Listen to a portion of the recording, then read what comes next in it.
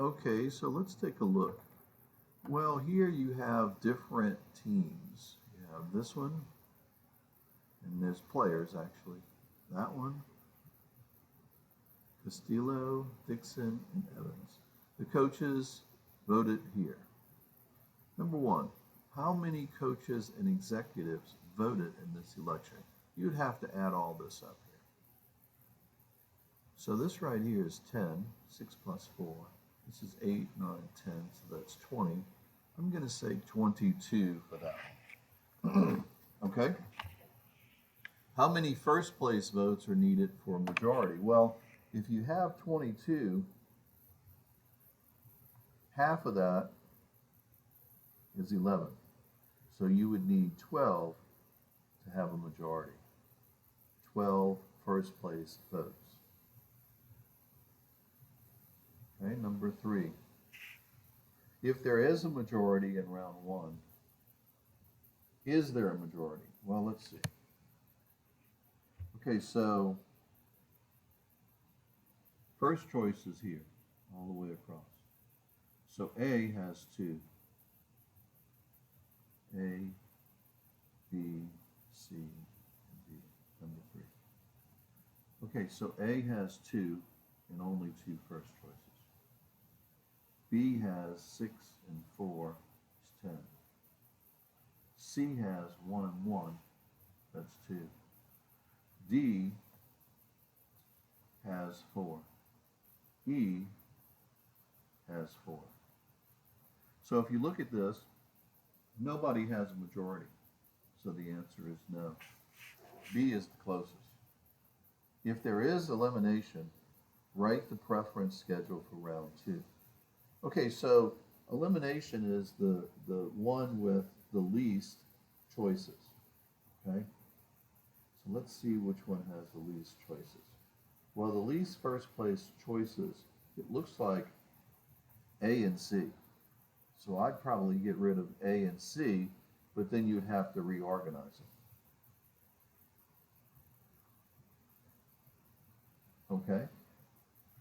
So here A is the first choice, and if you get rid of it, then the second choice becomes the first choice. I guess you would just move all these up. D, C, B, and then E. Okay? So here, B is the first choice. It's going to stay the first choice. You eliminated A, let's say. Actually, you eliminated A and C, so you'd have to get rid of that one as well. So you're going to have to rewrite that one, just so you know, with A and C out. Anyway, your worksheet for today is here. It says pairwise, head-to-head on the worksheet right here. But I think this one was more polarity, first place votes. Anyhow, this is how your worksheet looks. If you're not in class or you can't get a worksheet, it's right here. You can just copy. Okay, when you're done with the worksheet, I want you to continue in the book. So 4.2. I gave you some problems the other day, and I want you to finish them. So, you should have all the way up. I want you to go to number 23. Okay, so I'm just going to say page 202, 10 to 23. We're going to finish up this section today. So do the worksheet first and then work out of the book. So I shouldn't see anyone packed up. Let's turn our attention now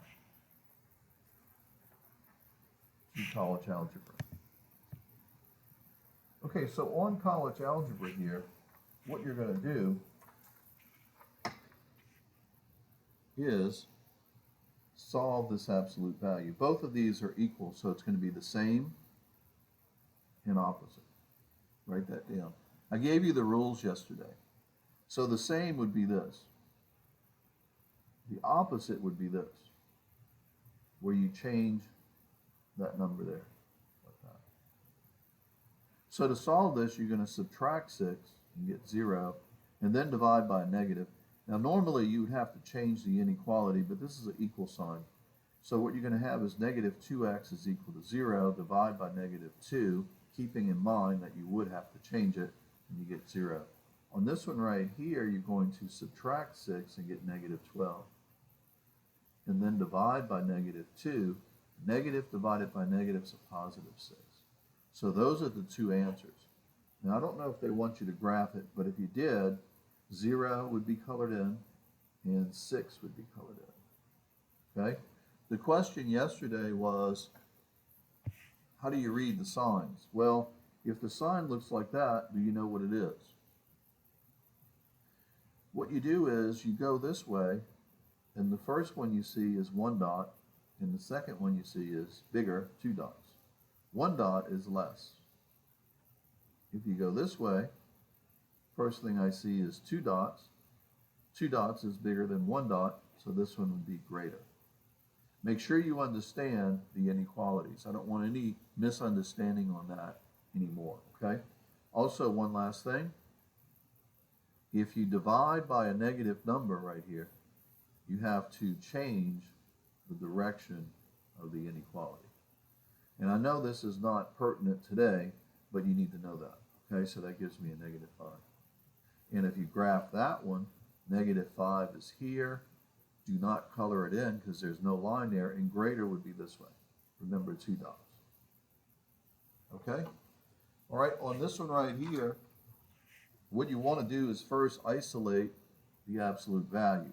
So I'm going to go ahead. This is a plus, so I'm going to do a minus to both sides. When I do that, I get 0. I'm going to divide by a negative 1 here.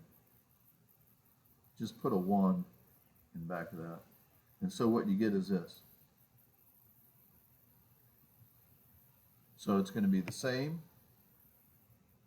and the opposite. Well, you can't do the opposite of 0. I mean, you can't say negative 0. So you're just going to leave it like this, and you're only going to have one solution. Let's finish it up. Move it over here, you get 6 divided by 8. Divide by 2, you get 3 over 4. Well, here's 0, here's 1. You break this up into 4 pieces, so you use 3 tick marks. 1, 2, 3, 4. So 3 out of 4 is here. Do not, let me think about this. It's equal to it, so you color it in. And that's all there is to it. And that is 3 out of 4 pieces. Okay, so your work for today is right here. When you finish, I want you to do some book work as well. Okay, so worksheet first, book work second. And if you're at home or you can't get a worksheet, of course, you can just copy it down. And that's what I expect you to do. There it is. All right, have a good morning, and I'll see you in class.